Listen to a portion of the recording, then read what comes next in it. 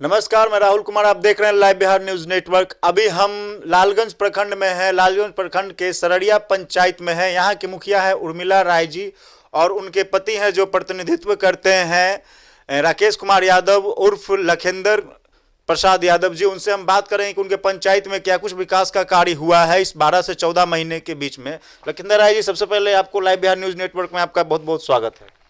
आपका भी स्वागत है लाइव बिहार न्यूज को। पंचायत चुनाव का लगभग 12 से 14 महीने का समय हो गया है। इस बीच क्या कुछ काम किए हैं? अभी तक कुछ शुरुआत किए हैं पंचायत में? 12 महीना हो गया, लेकिन हाँ 5-6 महीना से काम शुरू है पंचायत में। जैसे रोड की बात है तो फेवर ब्लॉक कार्य जो है कि ग्राम पंचायत राज सररिया में, जैसे वार्ड नंबर 1 में, 2 में, 3 में, 11 में ये फेवर ब्लॉक कार्य किया गया है। क्षेत्र में जब चुनाव के समय जब क्षेत्र में जाते होंगे तो पूर्व मुखिया के द्वारा काम किया गया होगा, जो भी पेंडिंग होगा, तो जनता के बीच क्या कुछ समस्या आती थी? जनता की क्या कुछ शिकायतें आती थी कि मुखिया जी हमारा ये काम नहीं हो पाया है पूर्व मुखिया के द्वारा, जो आप ये काम को कीजिए? तो ऐसा इस तरह की समस्या आती थी क्षेत्र में क्या? बहुत समस्या आती थी। जैसे सबसे पहले वृद्धा पेंशन जो है, ये पहले के मुखिया जी द्वारा या कहिए सरकारी कर्मचारी के द्वारा बहुत लापरवाही करने से के कारण बहुत वृद्धा पेंशन को पेंशन बंद हो गया।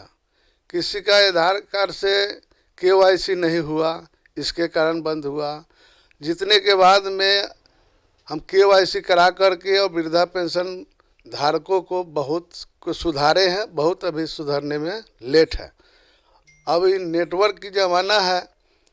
अब ब्लॉक में जाइए तो का तो उसका साइडे खुला हुआ नहीं है। अब इसके कारण उस दिन काम नहीं हुआ, फिर दूसरा दिन गए, वो ऐसे कर कर के बहुत सुधारा गया है। उसके बाद में वृद्धा इंदिरा आवास की आवास योजना, प्रधानमंत्री आवास योजना की बात जहाँ तक है, प्रधानमंत्री आवास योजना में बहुत सी गड़बड़ी देखने को मिला। गड़बड़ी की बात आप कर रहे हैं तो किस तरह की गड़बड़ी? जैसे कि क्या मतलब कि योजना पास होने में किस तरह की लापरवाही वगैरह की जाती है, या फिर जो पंचायत सचिव हैं उनके तरफ से लापरवाही?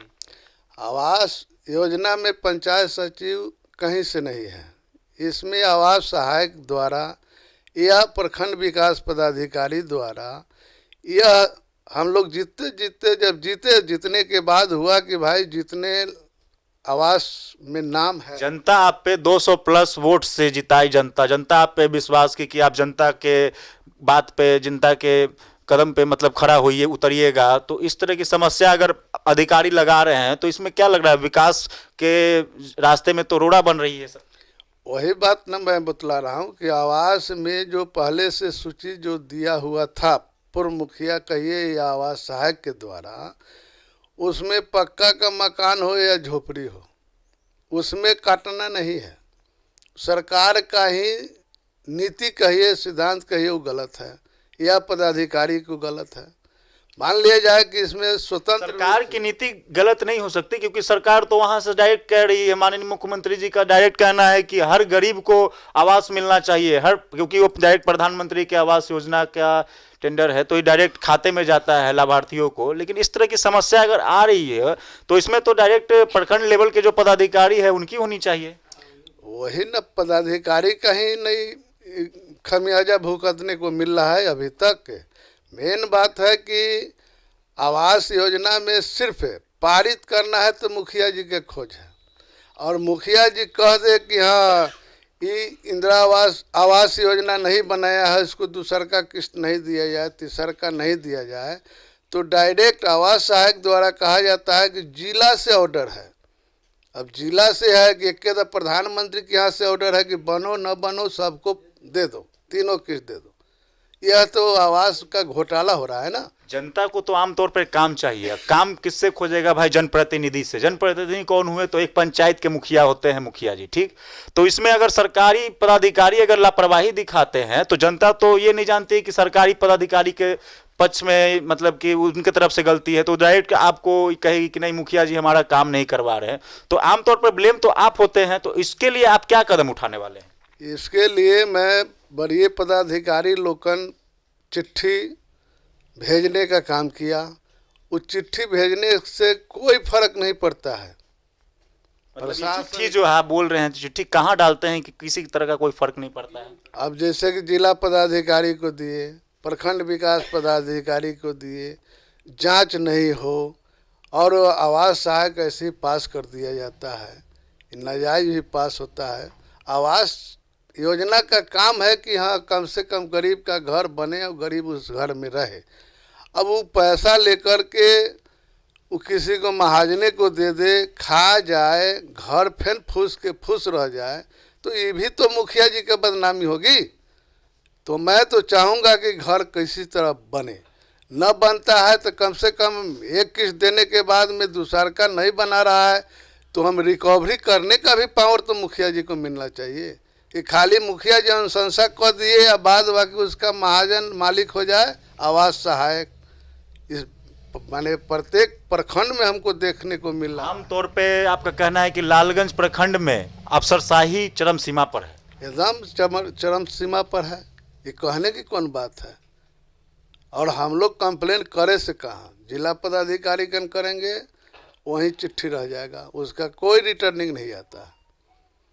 जो योजना सरकार के द्वारा आता है उसमें जैसे कि फेवर ब्लॉक हो, सरकारी ज़मीन में मिट्टी वर्क की काम हो, स्कूल में मिट्टी वर्क भराना हो, सोलिंग करना हो, पुल पुलिया बनाना हो, यह सब हम लोग कर रहे हैं। मतलब आमतौर पर आप चाहते हैं कि अपने पंचायत में विकास का काम हो, लेकिन बीच में सरकारी पदाधिकारी अफसरशाही अपना दिखाकर जनता का जो काम है उसमें रुकावट बन जाते हैं। यही मुख्य मेरा कारण है। जैसे अब जहाँ होता होगा वहाँ अभी तक 12 से 14 महीने में आप कितना भेज चुके हैं प्रधानमंत्री आवास योजना के तहत आवास?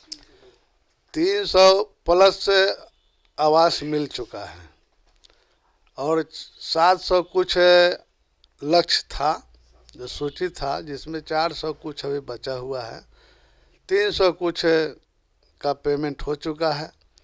सबसे बड़का आवास योजना पर हमको घृणा आती है कि इसके पूर्व जो करे, अब 30,000 40,000 लोग घूस लेता था।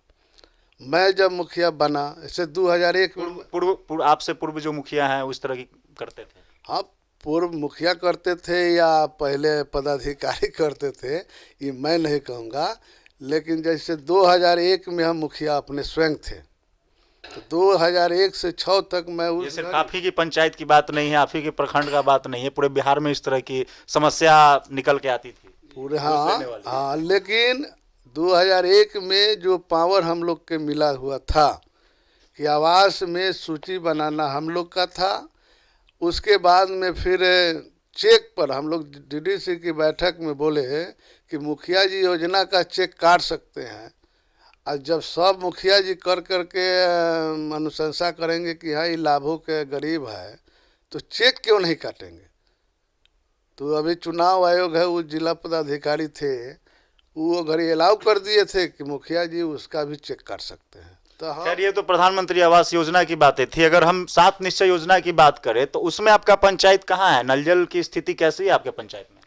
नल जल की स्थिति है कि पैसा उठ गया, टंकी लगा हुआ है। जैसे हमारे 5 नंबर ये बगल में वार्ड है उसमें देख लिया जाए, इसके बाद 12 नंबर वार्ड है, टंकी लगा हुआ है, नल का पता नहीं है।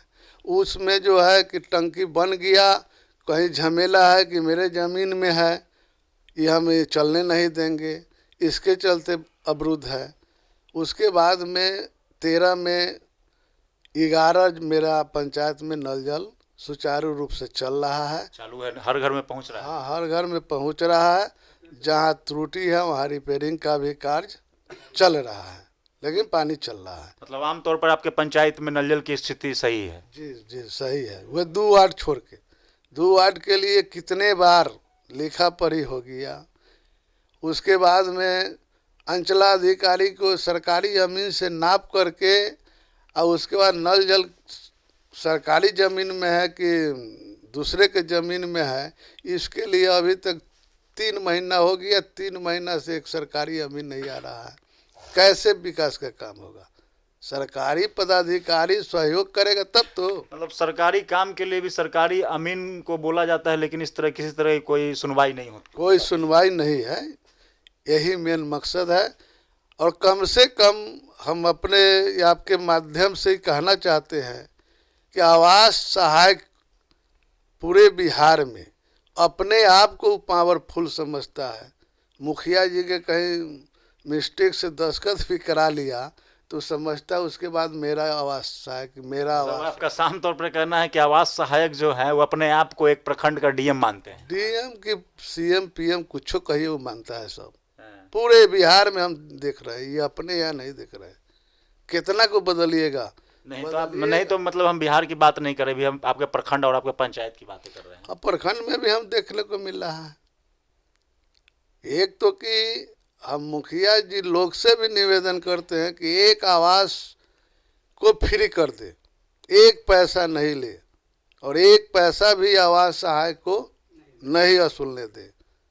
जनता को ये तो आप ही रोकिएगा ना भाई, आप जनप्रतिनिधि है, आपके पास पावर है जनता का, जनता के पावर के द्वारा आप उसको रोक सकते हैं कार्रवाई करके। जनता में भी गड़बड़ी है। अब जनता वो देखता है कि घूस दे देंगे तो हमारा बिहाने पेमेंट हो जाएगा, और घूस न देंगे तो हमारा नमवे कर जाएगा।